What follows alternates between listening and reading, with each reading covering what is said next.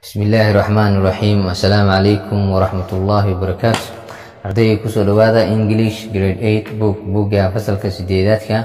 Hadduu Ilaahay ka raali noqdo maanta waxaan duubaa activity 13 oo ku saabsan prefixes horagalayaal. Activity-gan 13aad ama waxqabadkan 13aad wuxuu ku saabsan yahay horagalayaal.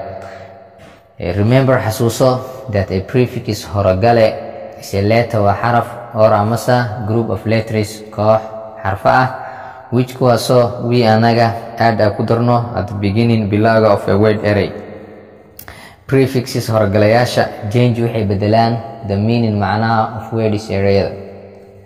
Add ku dar prefixes horagalayaal ku dar at the beginning bilowga of the following words arraydan soo socdo. Example, tusaale, like, erayga like oo ah loola jeedo jeclaasho waxay noqonaysaa dislike, necbaasho ama nicid. Marka erayga like waxaa lagu soo kordhiyey prefixka this, saas daraadeed wuxuu noqday cagsiga erayga like ayuu noqday jeclaansho oo ahaa erayga awal wuxuu ahaa jeclaansho wuxuu noqday dislike oo ah nicid. Weedha marka nala siiyey eray dhinacan kalena waxaa lagu siiyey prefixeska horgalayaasha. Number 1, happy, farxad. Waxay noqonaysaa in lagu daro prefixka horgalaha an in lagu daro ayay noqonaysaa, saas daraadeed waxaa soo baxaysa unhappy, farxad la'aan. Number 2, agree, ku raacid. Waxay noqonaysaa in lagu daro prefixka this, saas daraadeed waxaa soo baxaysa disagree, ku khilaafid. Number 3, appear, muuqasho. Waxay noqonaysaa in lagu daro prefixka this si usoo baxdo disappear, qarsoomid.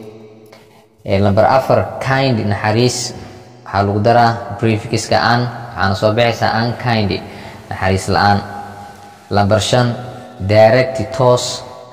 Erayga direct, toos waxaa lagu daraa prefixka in aa lagu daraa waxaana soo baxaysaa indirect aanan ahayn toos. Su'aalaha tusaale markii la direct question oo kale iyo indirect question, su'aala toos iyo su'aalan toos ahayn. Marka erayga direct toos kaasa laga wadaa, indirect noqonaysaa aan toos ahayn. Number 6, active, firfircoon. Shayga firfircoon ama shayga waxqabadka leh waxaa la active.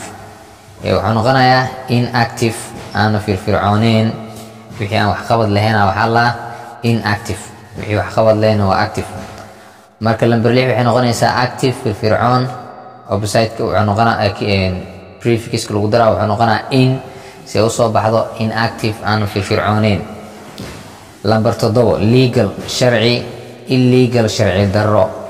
Marka prefixka waxaa lagu daray lagu daray il, sidaas daraadeed waxaa soo baxday illegal, sharci darra soo baxday. Number 8, necessary, daruuri.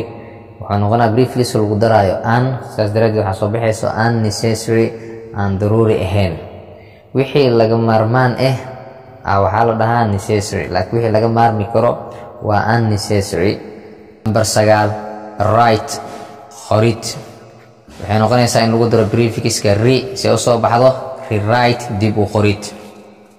Number 10, read, akhrin. Waxay noqonaysaa in lagu daro prefixka re ama prefixka an waxaa soo baxaysa marka read, dib u akhrin, ama unread, aan akhrin lahayn ama aan la akhrinaynin. Number 11, trained, tababaran. Untrained, aan tababarnayn. Marka prefixka ana lagu daray untrained, aan tababarnayn. Number 12, hygienic, nadaafad. Unhygienic, aanan ahayn mid nadaafad leh ama nadaafad ah. Number 13, honesty, daacad. Waxay noqonaysaa in lagu daro prefixka this si uu soo baxdo dishonesty, aanan ahayn daacad. Number 14, fair, cadaalad. Unfair, cadaalad darro ama cadaalad la'aan. Marka saas daraadeed prefixka ana lagu daray waxaana soo baxda unfair, cadaalad la'aan. td, hagaagsan, shayga hagaagsan oo nidaamsana waxaa la td. Waxaa lagu daraa prefixka an waxaana soo baxayso untd, aanan hagaagsanayn ama aan nidaamsanayn. Untd maxaa aan hagaagsanayn ama aan nidaamsanayn. Marka maanta intaa ku simaya. Assalaamu calaykum waraxmatullaahi wabarakaatuh. intaan ku kulmeen cashirka xigo waa macalin xasan oo idin leh. Assalaamu.